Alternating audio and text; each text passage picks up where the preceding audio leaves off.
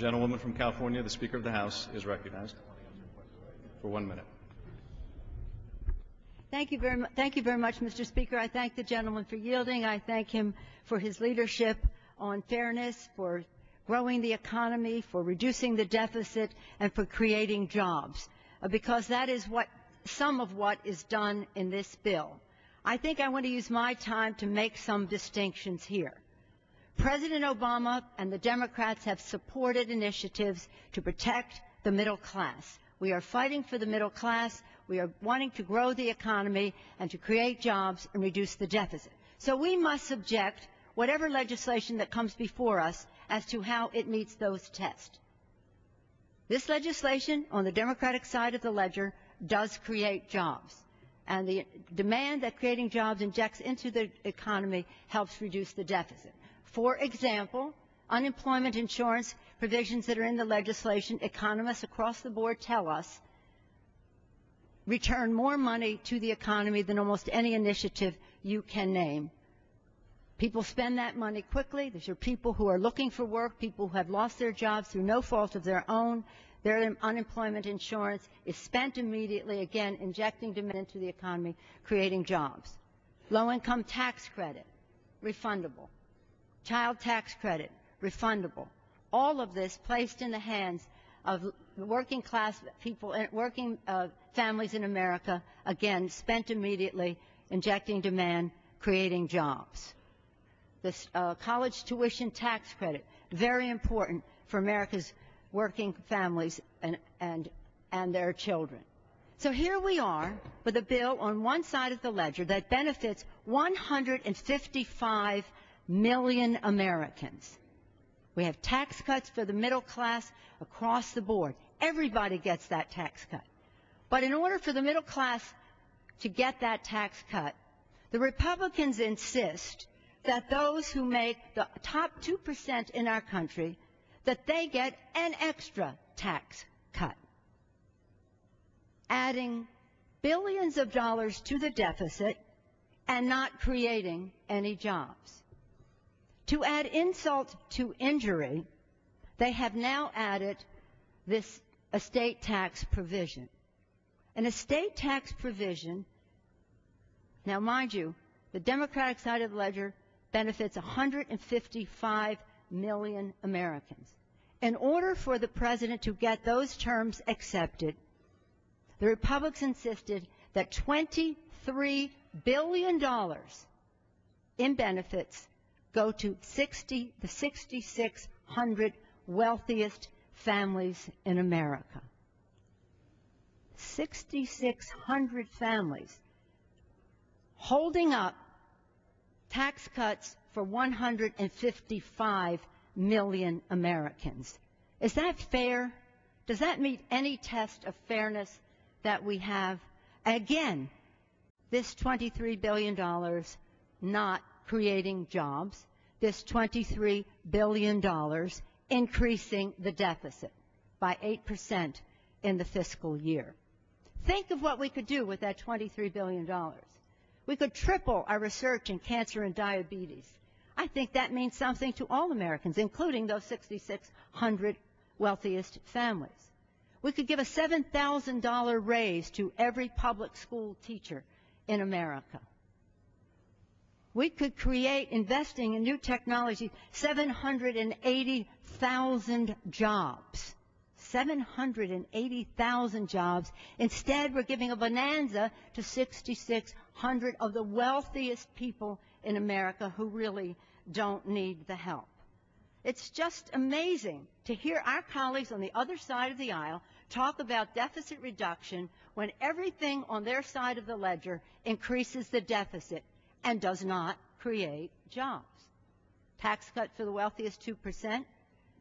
Most egregious of all, the estate tax provision that they have that benefits not 1%, over 1%, not 1/2 of 1%, but 1/4 of 1% of the American people.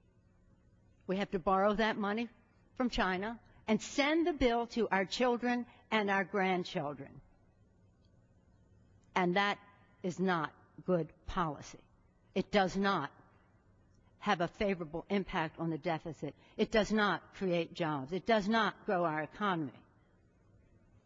It does not stimulate growth in our country.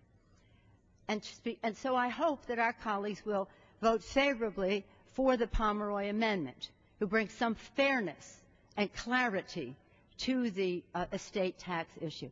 And on that, the 99.7% of all Americans are exempted.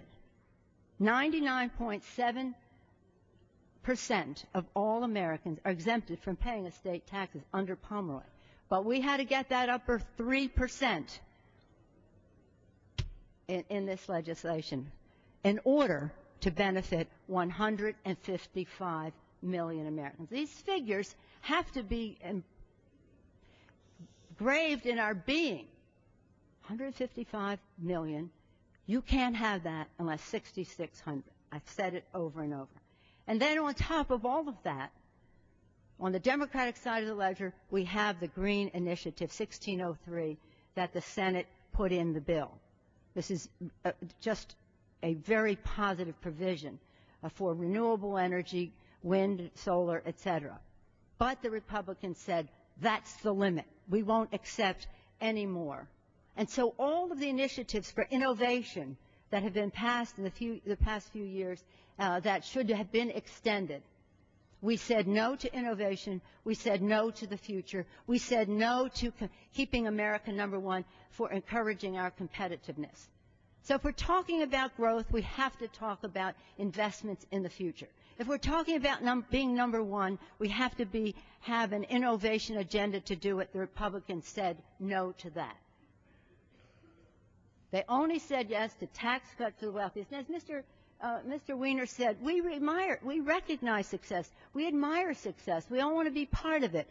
God bless them for having the wealth that they have, whether it is inherited or earned.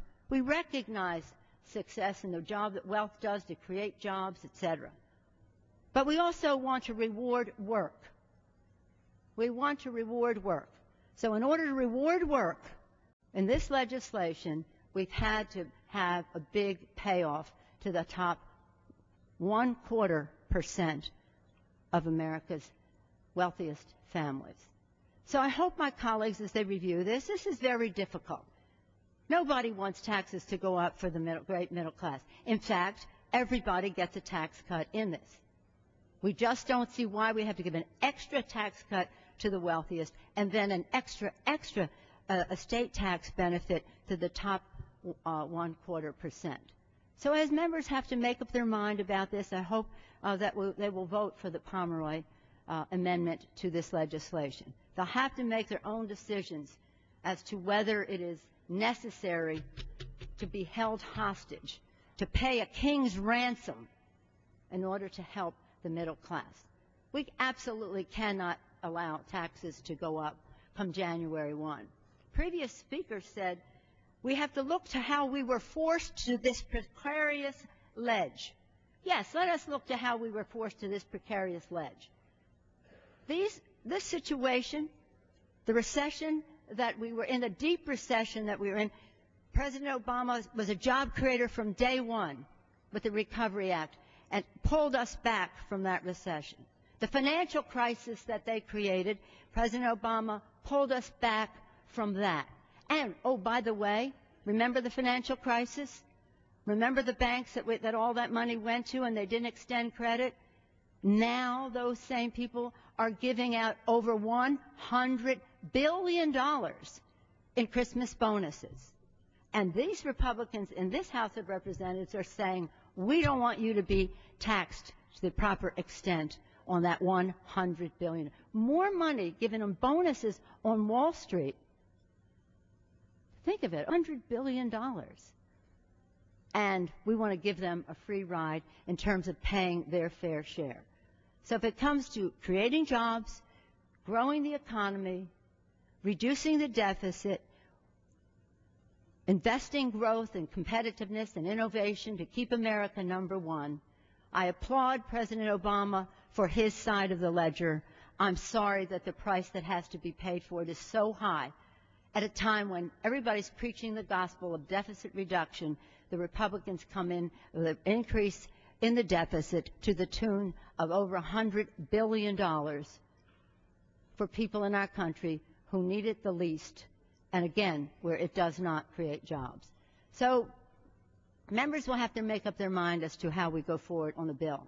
But I hope that all of them, in their consideration of it, will vote for the Pomeroy Amendment, which addresses the most egregious, with stiff competition, mind you, in this bill, the most egregious provision when it comes to fairness, reducing the deficit and not creating jobs. I again commend the chairman of the Ways and Means Committee, all of our colleagues who have had to explain through all of the misrepresentations that have been made about what this legislation is about. And again, I salute President Obama for getting in the bill what is in there. I'm sorry, the price that has to be paid by our children and our grandchildren to the Chinese government to pay for the increase in the deficit that the Republicans insisted upon. With that, I yield back the balance of my time. Speaker of the House, the gentlewoman from California yields back the balance of her time.